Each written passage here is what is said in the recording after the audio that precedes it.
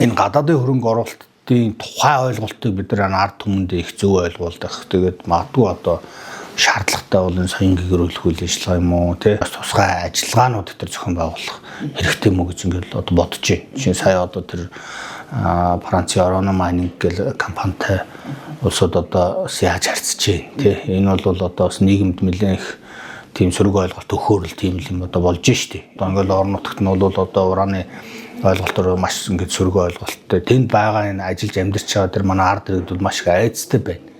Тий үнэхээр одоо тэр бидний ууж байгаа хэрэгжилж байгаа ус нь тийм одоо хортой хөнөөлтөй болчвол хэн ч гэсэн тэр уснаас хэрэглэхийг хүсэхгүй шүү дээ. Ерөөс ойлгомжтой тий. Мэргэжлийн байгууллагууд маш зөв ойлголтуудыг ингээд өгөөд явах хэрэгтэй юм байна л. Тэгэхгүй тэгээ ингээд тэдний чимээгөө суугаад харж байна. Тэгээ хин бид нар зөв ойлголт, зөв мэдээлэл өгөх юм. Хинд итгэх юм бид нар. Ойрын бас 23 жил бол 20 30 жил бол энэ зайлшгүй нуулуур хагаасаал бид нар эдийн засгийн дийлэн хэсгийг бүрдүүлэл аваа явахсаар аргагүй юм бэл. Тэнд ажиллаж амьдарч байгаа хүмүүсэд тухайн одоо бүс нутгийн тэр орчинд одоо хийгдэж байгаа энэ нуулуурхаа хөрөнгө оруулалт ямар нэгэн байдлаар хүртэх хэрэгтэй байхгүй.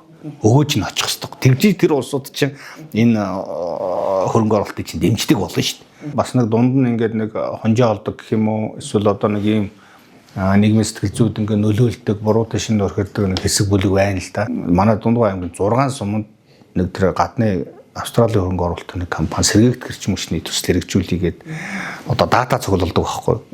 Тэгээ тэр дата цуглуулдыг нэг сэтгүүлч нөхөр энэ бол гадны компанид газраа зарчлаа гэж буруу ойлгуулдаг байна.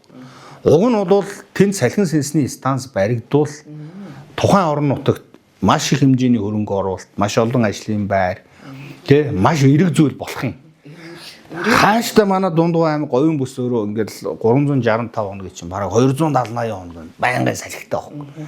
Тэр шуурж байгаа тэр салхийг бид нар ашиглаад бас тэгээ тэндээсээ бид нар бас одоо мөнгө олоод тухайн бүс нутгийн орон нутгийнхаа хөгжилд ингээд нэмэрлүүл биднэрт хэрэгтэй байхгүй юу? Тэ бид нар газар нутгаа авах гэж байгаа биш.